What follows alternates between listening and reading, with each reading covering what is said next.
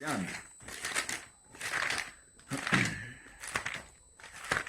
não queria editar esse vídeo, mas eu acho que vou precisar editar.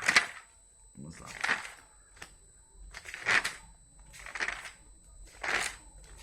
Vamos falar um pouquinho de magnetismo aqui agora.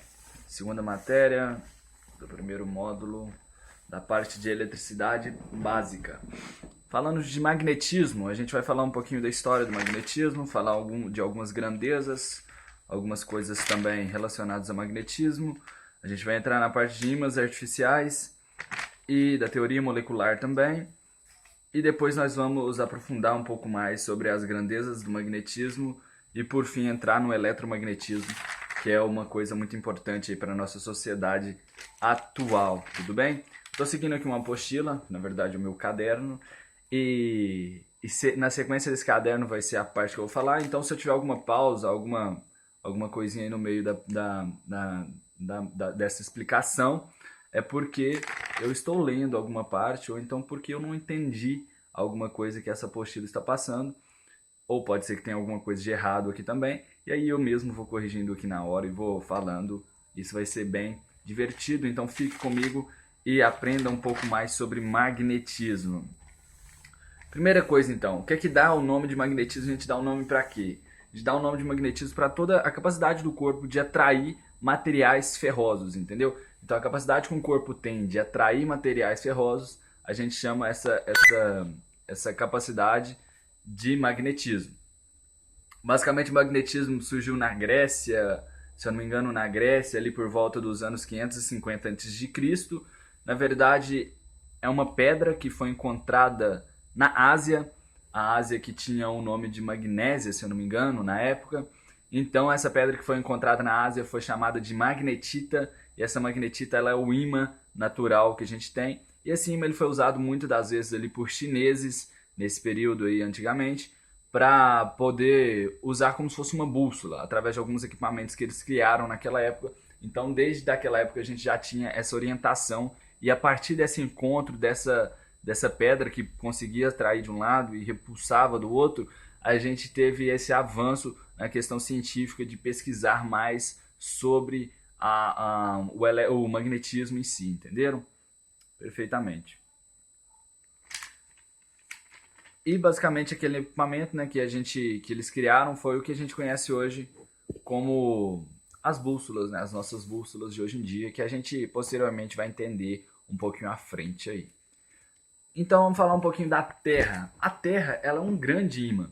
Nossa Terra ela é um grande ímã. Quem nunca ouviu falar aí sobre o Polo Norte e o Polo Sul da Terra?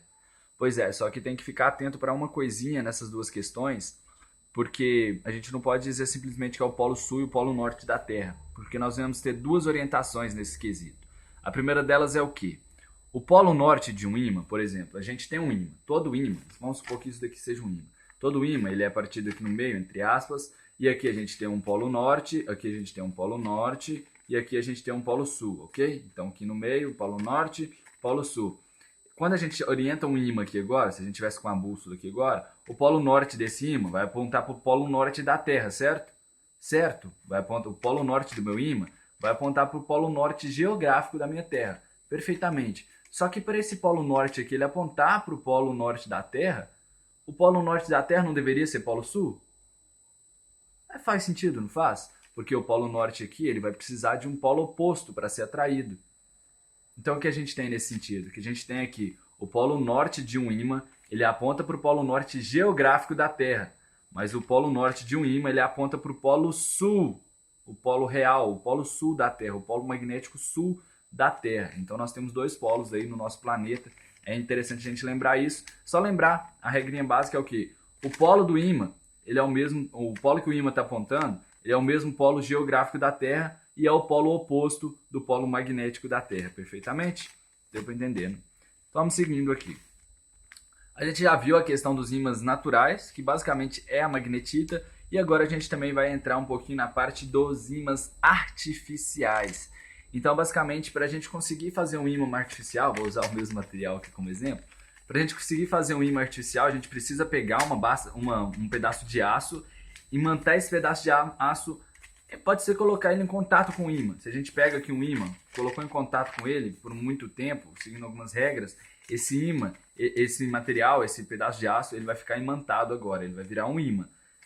E também a gente pode colocar esse pedaço de aço sobre uma corrente muito grande, uma diferença de potencial e uma corrente muito grande, e aí sim a gente vai conseguir transformar aquele material, aquele aço anteriormente, em um material um material com tendência magnética, nenhum ímã em si.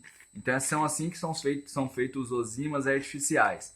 E o interessante da gente perceber, a gente vai falar disso um pouquinho para frente, é a teoria molecular aqui dentro, viu? É o que vai fazer com que aquele material ferroso, aquele aço, se torne um ímã, entenderam?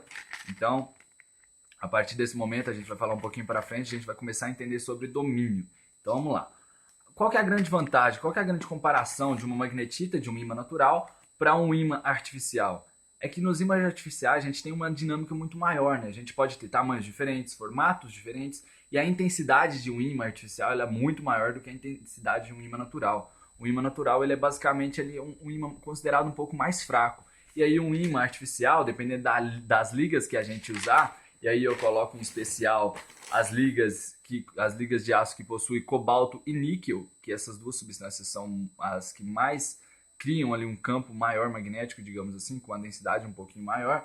Então, se a gente tem uma liga com essas características, a gente vai ter uma atração muito maior, a gente vai ter um campo magnético maior, a gente vai ter uma densidade, que são características que a gente também vai ver um pouquinho mais para frente, maior, gerando o quê? Gerando mais atração ou mais repulsão, dependendo ali dos nossos polos, entendeu? Só lembra de uma coisa, toda liga de aço que usa cobalto ou níquel, a gente dá o nome dela de neodímio.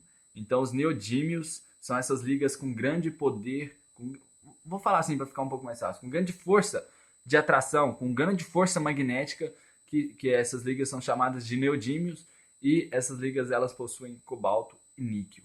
Ok? Certinho. Passando agora para os polos de um ímã, eu acredito que todo mundo saiba sobre essas questões do polo de um ímã. E basicamente o ímã ele possui o polo norte, eu já cheguei até a falar isso anteriormente, porque acredito eu que essa aula que seja para uma pessoa um pouco mais, que já tem esse tipo de noção, acredito que você já tem esse tipo de noção. Então, em um ímã a gente tem o polo norte e o polo sul de um ímã. E uma coisa que é muito interessante da gente olhar, é que aqui no nosso ímã a gente vai ter assim, né, a passagem das linhas. Essa apostila que está um pouco estranha, porque ela já tem, para explicar, eu tenho que saber de um pouquinho mais de coisa. Mas a gente vai falar das linhas posteriormente. Mas o que a gente tem que lembrar aqui agora? É que a direção das nossas linhas, ela sempre vai sair do norte para o sul. Então a linha ela sai daqui e vai para o sul, sai daqui e vai para o sul, entendeu? Sempre se orientando do norte para o sul, entendeu? Acho que isso por agora é uma coisa interessante de vocês lembrarem. Agora em um ímã, a gente sempre vai ter uma coisa que é chamada de linha neutra, que é uma linha que passa exatamente aqui. E essa linha neutra, ela é cortada transversalmente aqui, ó, por uma força imaginária. Então essa linha neutra, ela fica exatamente no centro e essa força imaginária também fica exatamente no centro. Por ser uma força imaginária, aqui sobre essa linha neutra, a gente não tem incidência do polo negativo, nem do polo positivo. Agora, uma coisa que é muito interessante, cara, que quando eu comecei a estudar sobre o magnetismo, que é uma coisa que eu fiquei assim, que eu gostei bastante de saber, que para mim foi até uma curiosidade, é o quê? Eu pensei o seguinte, se a gente tem aqui um ímã e a gente tem aqui a liga neutra bem no meio dele, a linha neutra bem no meio dele, o que a gente vai fazer? A gente pega esse ímã, pá, corta ele no meio, e aí eu tenho um ímã só com polo. Eu não sei, não lembro como fala, não sei se é monopolo, acho que não. Mas enfim, a gente só tem um ímã só de um polo, cara. A gente vai ter um ímã só de norte, e aqui na outra parte, nesse ponto que tivesse quebrado, a gente teria aqui um ímã só de sul, certo? Não, errado. Por quê? Quando a gente faz isso, a gente corta no meio, alguma característica aqui dentro, isso nem tem uma explicação muito grande ainda, mas tem a ver com a teoria molecular. A gente vai ter aqui o norte, né? E quando a gente quebrar essa parte aqui que também era norte, ela vai se tornar sul. Ou seja, quando a gente quebra um ímã, ele se transforma em outro ímã. Se a gente quebrar esse ímã de novo, vai transformar em outro ímã. Se a gente quebrar de novo, vai transformar em outro ímã e assim por diante. A gente não consegue criar um ímã, ou melhor, criar um ímã que só tem um lado, por exemplo, só tem um polo, como, por exemplo, o polo norte. A gente sempre vai ter um ímã norte e sul, independente se a gente quebrar, até chegar lá no nível do elétron, e a gente também vai ver que lá no